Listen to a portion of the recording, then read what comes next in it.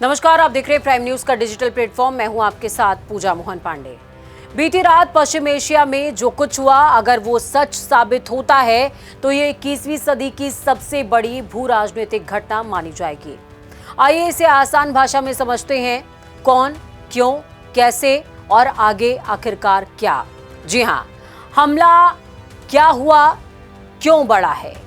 अगर इजरायल ने सचमुच ऑपरेशन रोरिंग लॉयन के तहत ईरान पर बड़ा हवाई हमला किया और ईरान के सुप्रीम लीडर की मौत हो चुकी है, तो यह सिर्फ एक सैन्य कार्रवाई नहीं है, बल्कि नेतृत्व पर सीधा प्रहार है।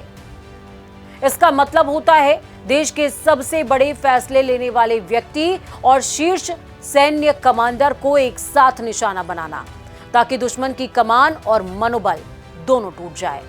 ईरान में सुप्रीम लीडर सबसे शक्तिशाली पद है, राष्ट्रपति से भी ऊपर।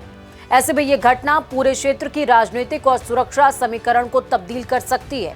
इजरायल और ईरान के बीच में दुश्मनी की जड़ क्या है वो आपको समझनी चाहिए। दोनों देशों के बीच सीधी सीमा नहीं है, लेकिन वैचारिक और रणनीतिक टकराव बहुत गहरा है। इसकी जड़ें गहरी हैं। ईरान खुले तौर पर इजरायल को गैर कानूनी राज्य कहता है। इजरायल मानता है कि ईरान का परमाणु कार्यक्रम उसके अस्तित्व के लिए खतरा हो सकता है। ईरान लेबनान के हिजबुल्लाह और गाजा के हमास जैसे समूहों को समर्थन देता है, जिन्हें इजरायल अपना दुश्मन मानता है।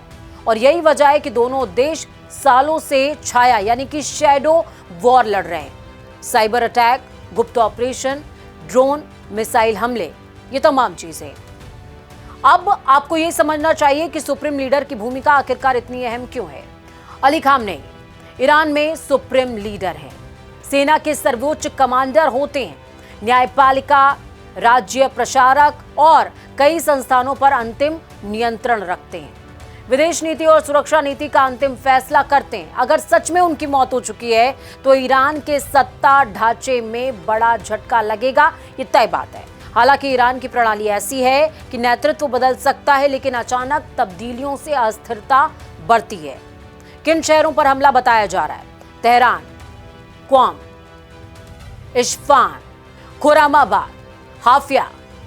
अगर इन शहरों को निशाना बनाया गया है तो इसका मतलब साफ है, सैन्य ठिकानों के साथ राजनीतिक और धार्मिक केंद्र भी निशाने पर रहे। इस्फहान और तेहरान में संवेदनशील परमाणु और रक्षा प्रतिष्ठान मौजूद हैं।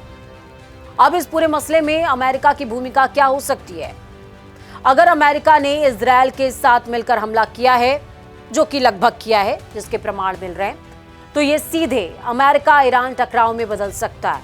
खाड़ी देशों में मौजूद अमेरिकी बेस निशाने पर आ सकते हैं। डोनाल्ड ट्रंप के बयान से भी संकेत मिलता है कि अमेरिका जवाबी कार्रवाई के लिए पूरी तरीके से तैयार है। जॉर्डन और खाड़ी देशों में अलर्ट क्यों जारी किया गया है? जॉर्डन, कुवैत, यूनाइटेड अरब अमीरात, बहरीन, इन देशों में अमेरिकी सैन्य ठिकाने हैं। अगर ईरान जवाबी हमले करता है तो वो सीधे इजरायल के बजाय इन बेसिस को निशाना बना सकता है। अब आपको ये समझना चाहिए कि सर्जिकल डिकैपिटेशन क्या होता है। ये रणनीति किसी देश के शीर्ष नेतृत्व और कमांडिंग स्ट्रक्चर को खत्म करके युद्ध की दिशा बदलने की कोशिश जैसा होता है।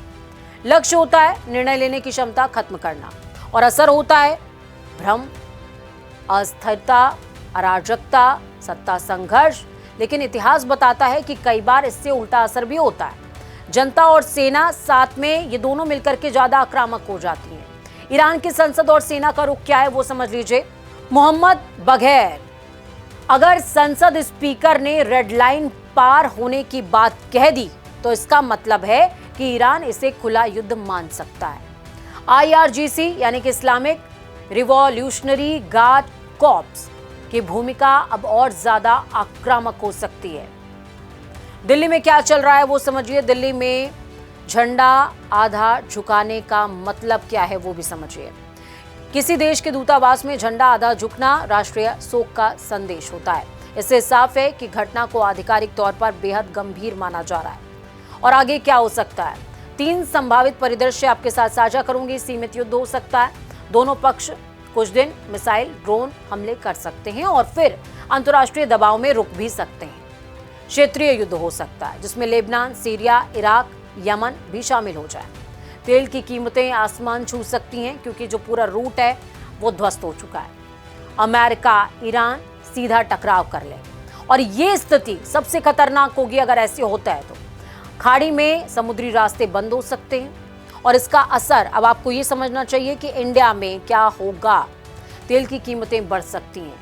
खाड़ी में काम कर रहे लाखों भारतीयों की सुरक्षा चिंता का विषय बन सकती है। शेयर बाजार में गिरावट आ सकती है। आम लोगों के लिए भी इसका मतलब है। पेट्रोल डीजल जिससे आपकी गाड़ियां चलती हैं, हमारी जिंदगी दौड़ती है, महंगा हो जाएगा। सोना महंगा हो सकता है। सुरक्षित निवेश की ओर रुझान बढ़ सकता है। अंतर्राष्ट्रीय उड़ानों पर असर पड़ सकता है। बड़ी पिक्चर इसकी क्या है वो समझिए। ये घटना अगर पूरी तरह सत्य है, जिसके पूरे संकेत मिल रहे हैं, तो ईरान के सत्ता ढांचे में बड़ा बदलाव संभव है। इजरायल की सैन्य क्षमता का प्रदर्शन होगा।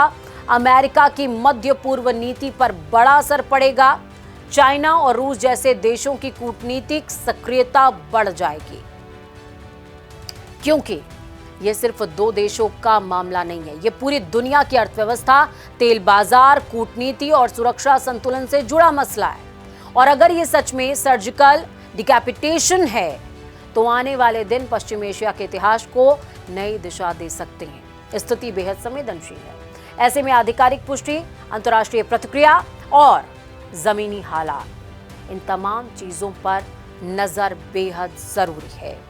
फिलहाल अगर अली खामनेई नहीं रहे हैं, जिसके पूरे संकेत हैं, तो इस बात को आप तय मानिए कि बहुत कुछ बदलने वाला है।